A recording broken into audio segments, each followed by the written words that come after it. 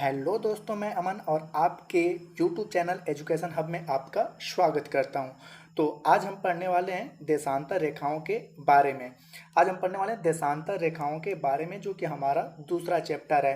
तो देखते हैं कि देशांतर रेखा किसे कहते हैं और इनके उपयोग क्या क्या हैं। सबसे पहले हम जानते हैं कि देशांतर रेखाओं को खींचने की हमें ज़रूरत क्यों पड़ी। तो जैसा कि आपने पता है कि पहले के जो लोग होते हैं उन्हें बहुत ज़्यादा विश्व के बारे में कोई नॉलेज नहीं था, लेकिन जैसे जैसे लोग आगे बढ़े, सभ्यताएं आगे बढ़ी, तो लोग एक दूसरे को जानना शुरू किए।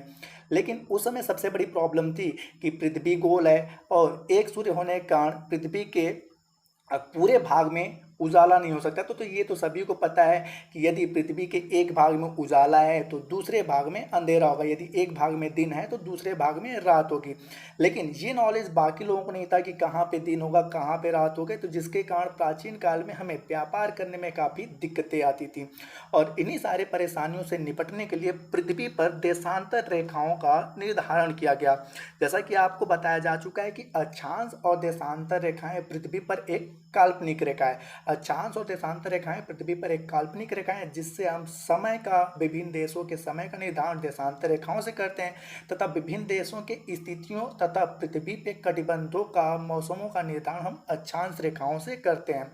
तो हम अक्षांश रेखाओं को पिछले क्लास में पढ़ चुके थे। यदि आप हमारे चैनल पर नए हैं तो आप पिछले क्लास में अक्षांश रेखाओं की वीडियो को देख सकते हैं। तो सबसे पहले हम देखते हैं कि देशांतर रेखा कहते किसे हैं।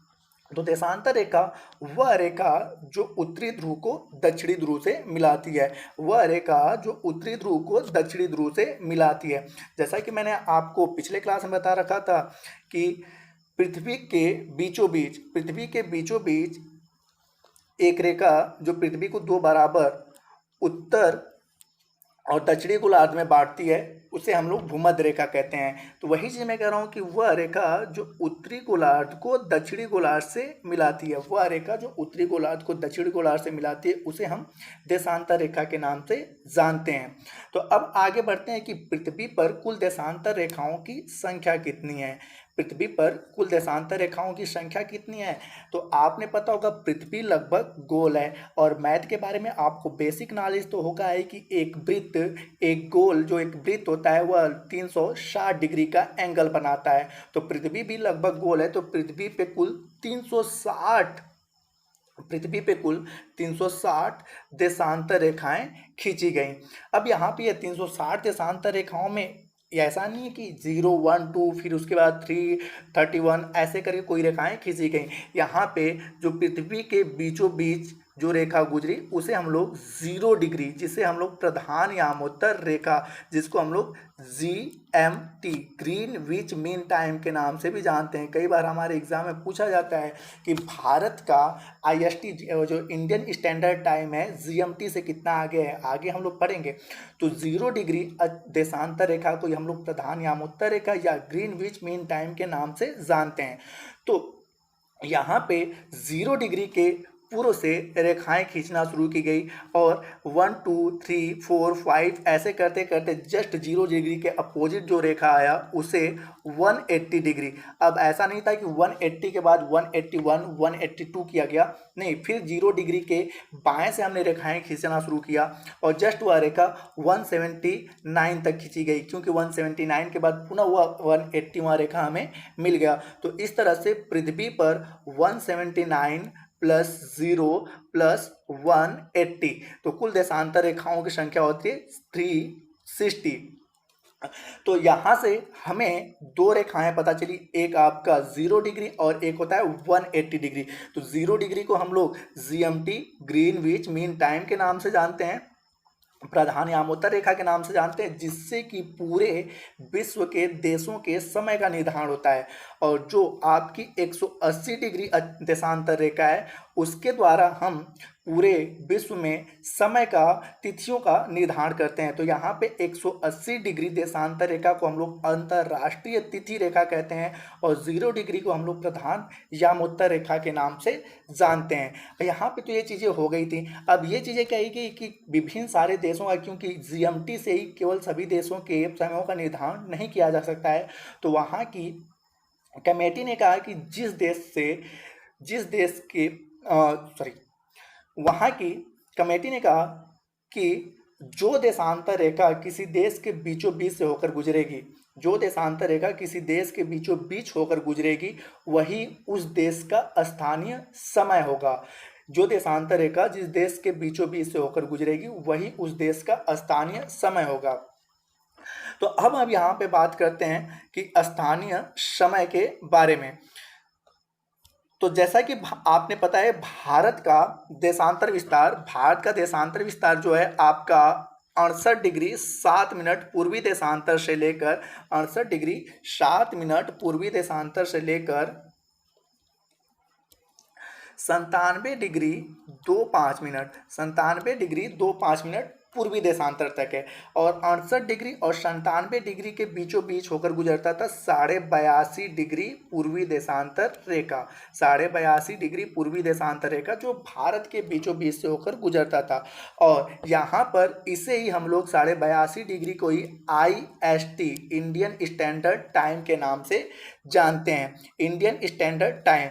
अब हमारे एग्जामों में कई बार पूछा जाता है कि IST GMT से कितना आगे है, तो इसको निकालने के लिए कुछ हम फार्मूलेस को देखते हैं। कि जैसा कि मैंने आपको बताया कि पृथ्वी पूरा 360 डिग्री, पृथ्वी पे कुल देशांतर रेखाओं की संख्या है 360 डिग्री।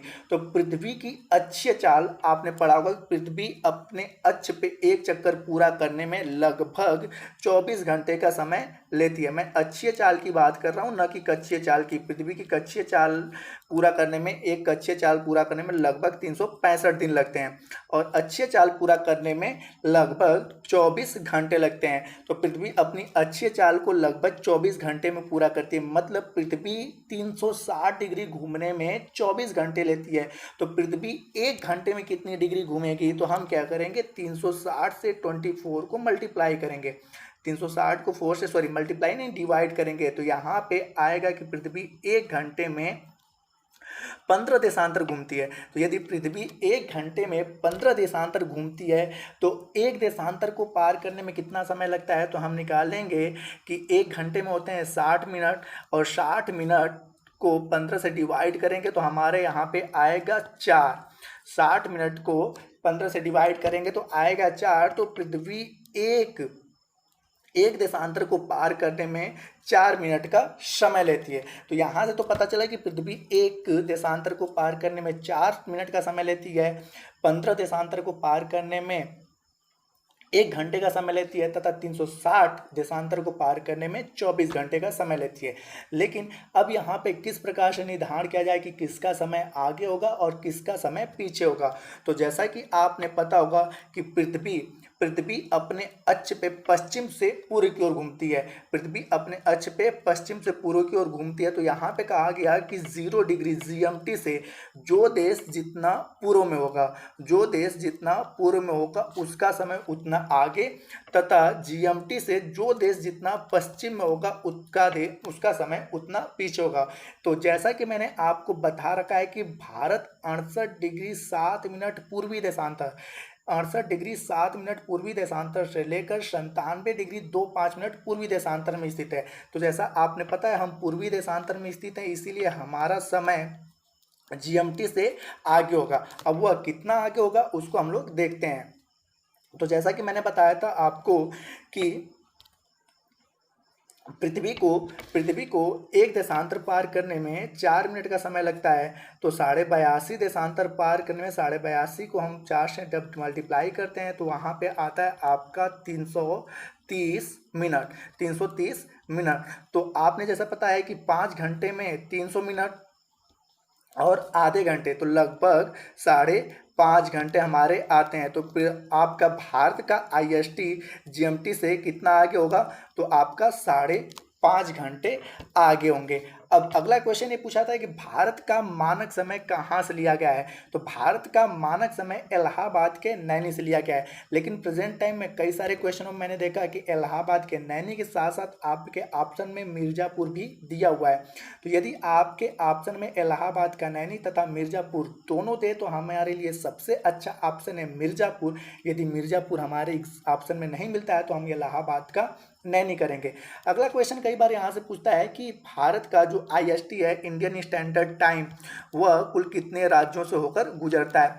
IST कुल कितने राज्यों से होकर गुजरता है? तो IST आपके कुल 5 राज्यों से होकर गुजरता है। सबसे पहला राज्य आता है आपका यूपी, देन उसके बाद आपका आता है MP, उसके बाद आपका आता है छत्तीसगढ़, उसके बाद उड़ीसा, और सबसे लास्ट में आपका आता है आंध्र प्रदेश, और आंध्र प्रदेश के बाद यह पानी के रास्ते निकल जाता है। तो आपका IST, भारत की जो IST है, कुल 5 राज्यों से होकर गुजरती है, उत्तर प्रदेश, मध्य प्रदेश, छत्तीसगढ़, उड़ीसा और आंध्र प्रदेश। और भारत का जो मानक समय लिया गया है वह इलाहाबाद के नैनी से, या आपके ऑप्शन में मिर्जापुर आए तो सबसे अच्छा ऑप्शन है आपका मिर्जापुर, यहाँ से लिया गया है। अगला पूछा जाता है कि दो देशांतरों के बीच के क्षेत्र को हम क्या कहते हैं, या दो देशांतरों के बीच की कुल कितनी दूरी होती है? तो यहाँ पे हम आपको बताएं कि भूमध्य रेखा से जैसे जैसे आप ऊपर उत्तर की ओर जाएंगे, भूमध्य रेखा से जैसे जैसे आप उत्तर की ओर जाते हैं तो आप देखते हैं कि देशांतर रेखाओं के बीच की दूरी कम होती जाती है, या भूमध्य रेखा से दक्षिण की ओर आप जाएंगे तो देशांतर रेखाओं के बीच की दूरी कम होती जाती है। तो यहाँ पे दो देशांतर रेखाओं के बीच की दूरी जो पूछी जाती है, केवल भूमध्य रेखा 0 डिग्री, जिसको हम लोग विषुवत रेखा के नाम से जानते हैं, तो पूछा जाता है कि भूमध्य रेखा पर दो देशांतर रेखाओं के बीच की दूरी कितनी होती है? तो दो देशांतर रेखाओं के बीच की दूरी होती है 111.2 किलोमीटर, 111.2 किलोमीटर। और इनके बीच के स्पेस को हम लोग गोरे के नाम से जानते हैं। कई बार कहा जाता है दो देशांतर रेखाओं के बीच के क्षेत्र को क्या कहते हैं? गोरे कहते हैं। और इनके बीच की दूरी 111.2 किलोमीटर होती है, और यह दूरी केवल विषुवत रेखा पे होती है, क्योंकि आप विषुवत रेखा से उत्तर या दक्षिण में जाते हैं तो देशांतर रेखाओं के बीच की दूरी कम होती जाती है और ध्रुवों पर शून्य हो जाती है। लगभग सभी देशांतर रेखाएं आपस में सट जाती हैं, वहाँ पे कोई दूरी नहीं होती है। तो ये रहा आपके देशांतर रेखाओं के बारे में। तथा यहीं पे हम देखते हैं कि भारत का पूर्वी, पश्चिमी, उत्तरी और दक्षिणी पॉइंट्स कहाँ कहाँ पे, और तथा कुछ अन्य पॉइंट्स के बारे में जिसे हमारे एग्जाम में पूछे जाते हैं। तो जैसा आपने पता होगा कि भारत का सबसे पूर्वी राज्य है आपका अरुणाचल प्रदेश, और यहीं से आपका 97 डिग्री 25 मिनट पूर्वी देशांतर रेखा गुजरती है। तथा सबसे पश्चिमी राज्य है गुजरात, जहां से आपका 68 डिग्री 7 मिनट रेखा गुजरती है। तथा सबसे उत्तरी राज्य अपना जम्मू कश्मीर, सबसे उत्तरी राज्य आपका जम्मू कश्मीर। तथा सबसे दक्षिणतम राज्य यदि मुख्य भूमि से पूछे तो हम तमिलनाडु कहेंगे। तथा सबसे दक्षिणतम केंद्र शासित राज्यों में या टोटल राज्यों के बारे में बात करें तो हम अंडमान निकोबार की बात करते हैं। तो आपके भारत का सबसे पूर्वी पॉइंट का नाम आता है किबिथु या वालांगू, जो 97 डिग्री 25 मिनट पर अरुणाचल प्रदेश में स्थित है। तथा भारत के सबसे पश्चिमी पॉइंट्स की बात करें तो इसका नाम आता है सर क्रीक, गौरा माता या गुहा माता, जो 68 डिग्री 7 मिनट पूर्वी देशांतर पर गुजरात राज्य में स्थित है। तथा भारत के सबसे उत्तरी पॉइंट की बात करें तो भारत के सबसे उत्तरी पॉइंट जो स्थित है आपका 37 डिग्री 6 मिनट उत्तरी अक्षांश पर स्थित है, जो कि जम्मू कश्मीर राज्य में, और इसका नाम आता है इंदिरा कॉल। और सबसे मोस्ट इंपॉर्टेंट है, कई सारे एग्जामों में पूछा जा चुका है कि भारत के दक्षिणतम पॉइंट का नाम क्या है, तथा वह कहाँ पे स्थित है? तो भारत का जो दक्षिणतम पॉइंट उसका नाम इंदिरा पॉइंट या पिगमिलियन पॉइंट आता है, जो 6 डिग्री 4 मिनट उत्तरी अक्षांश पर अंडमान निकोबार में स्थित है। इनके अलावा भारत में कुछ अन्य पॉइंट्स और आते हैं जिनके बारे में हम आपको बताते हैं कि गुजरात के जस्ट नीचे भारत का एक राज्य आता है महाराष्ट्र में एक पॉइंट है जिसका नाम आता है कोलाबा। कई बार पूछा जाता है कोलाबा पॉइंट किस राज्य में स्थित है, तो कोलाबा पॉइंट आपके महाराष्ट्र में स्थित है। और भारत के मुख्य भूमि का सबसे दक्षिणतम राज्य आता है तमिलनाडु में जो पॉइंट स्थित है उसका नाम आता है काली मेरे। काली मेरे तमिलनाडु में पॉइंट स्थित है तथा भारत के नीचे एक देश स्थित है, भारत का जलीय सीमा बनाने वाला देश, और इसका नाम आता है श्रीलंका। और यहाँ पे एक पॉइंट स्थित है जिसका नाम आता है पेड्रो पॉइंट। पेड्रो पॉइंट कहाँ पे स्थित है दोस्तों? तो पेड्रो पॉइंट आपके श्रीलंका में स्थित है। इसके अलावा भारत में कुछ सीमा रेखाएं हैं जो विभिन्न सारे देशों के बीच में खींची गई हैं। तो यहाँ पे सीमा रेखाओं के बारे में हम पढ़ते हैं। तो जैसा कि आपने पता है कि भारत और पाकिस्तान के बीच में, भारत और पाकिस्तान के बीच में दो प्रमुख सीमा रेखाएं हैं। एक आता है आपका रेड क्लिफ और दूसरा आता है 24वीं समांतर रेखा। तो हम सबसे पहले यहाँ पे देख लेते हैं कि रेड क्लिफ कहाँ है, कहाँ पे 24वीं समांतर रेखा है, किसको POK बोला जाता है, किसको COK बोला जाता है। उसके बाद आगे हम लोग मैकमोहन को पढ़ेंगे। तो आप इस अर्धचंद्राकार भाग को देख रहे हैं, इसको हम लोग बोलते हैं सौराष्ट्र, और इसके जस्ट ऊपर वाला जो पार्ट है इसे हम बोलते हैं कच्छ। और इस अर्धचंद्राकार भाग के नीचे जो क्षेत्र स्थित है इसको हम लोग बोलते हैं खंबात की खाड़ी, इसे हम बोलते हैं खंबात की खाड़ी। और ये यहाँ पे जो कच्छ जिले के नीचे इसे हम लोग बोलते हैं कच्छ की खाड़ी। तो कच्छ जिले के पास जो रेखा खींची गई है उसे ही, कच्छ के दलदल में जो रेखा खींची गई है उसे हम लोग बोलते हैं 24वीं समांतर रेखा, जो भारत और पाकिस्तान में स्थित है और भारत के गुजरात राज्य में स्थित है, जिसको कि भारत मानता है परंतु पाकिस्तान नहीं मानता है। और जहाँ से कच्छ का दलदल समाप्त होता है वहाँ से लेकर कश्मीर राज्य के POK तक, कश्मीर राज्य के POK तक आपका जो रेखा स्थित है इसे ही हम लोग कहते हैं रेड क्लिफ रेखा। रेड क्लिफ रेखा ये भी आपके भारत और पाकिस्तान राज्य में, इस भारत और पाकिस्तान के बीच में स्थित है। और रेड क्लिफ के बाद यहाँ पे आप जैसा कि इमेज में देख सकते हैं, मैंने यहाँ पे एक लाइन खींचा है और इसी लाइन को हम लोग कहते हैं POK, पाक ऑक्युपाइड कश्मीर या पाक अधिकृत कश्मीर। और यहाँ पे जो रेखा खींची गई है इसको हम कहते हैं LOC, line of control, LOC line of control. और उसके बाद यहाँ पर एक रेखा खींची जाती है, इसे हम POK बोलते हैं। और इस वाले पार्ट को हम बोलते हैं अक्साई चीन, जिसपे चीन ने कब्जा कर रखा है, अक्साई चीन, या कई सारे जगहों पे इसका नाम आता है COK, चाइना ऑक्युपाइड कश्मीर। और भारत और चाइना के बीच में यहाँ पे जो रेखा खींची गई इसका नाम है LAC, line of actual control. और इसके बाद आपने पता है यहीं से अगला चैप्टर हम लोग पढ़ेंगे भारत के प्रमुख पर्वत, भारत के प्रमुख पर्वत। और वहाँ पे हम हिमालय के बारे में बताएंगे कि हिमालय आपके जम्मू कश्मीर से अरुणाचल प्रदेश तक विस्तृत है और जिसके कारण यहाँ पर किसी भी सीमा रेखा की जरूरत नहीं पड़ती है। उसके बाद आपने एक रेखा सुना होगा मैकमोहन रेखा। मैकमोहन रेखा जो भारत के अरुणाचल प्रदेश राज्य में और जो भारत और चीन के बीच में स्थित है। कई बार हमारे यहाँ ये क्वेश्चन पूछा जाता है कि मैकमोहन रेखा किन दो देशों के बीच है, तो भारत और चीन के बीच में, या अन्य क्वेश्चन ये पूछ लेता है कि मैकमोहन रेखा भारत के किस राज्य में स्थित है। तो कई सारे लोग कंफ्यूज हो जाते हैं। आपके क्लियरेंस के लिए बता दूं कि मैकमोहन रेखा भारत के अरुणाचल प्रदेश राज्य में खींचा गया है, जो भारत और चीन के बीच में आता है। उसके बाद आपका आता है बांग्लादेश, और बांग्लादेश से एक राज्य लगता है भारत का त्रिपुरा, और त्रिपुरा के पास एक रेखा खींची गई जिसको हम लोग शून्य रेखा या जीरो रेखा के नाम से जानते हैं, जो बांग्लादेश और त्रिपुरा, या कह सकते हैं वो बांग्लादेश और भारत के बीच में स्थित है। लेकिन किस राज्य में यह रेखा स्थित है, तो यह केवल त्रिपुरा राज्य में स्थित है। उसके बाद अगला आपका आता है 8 डिग्री चैनल, 9 डिग्री चैनल और 10 degree channel.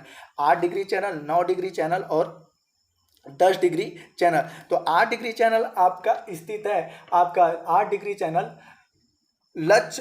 8 degree channel Lakshadweep में कुल 36 द्वीप आते हैं।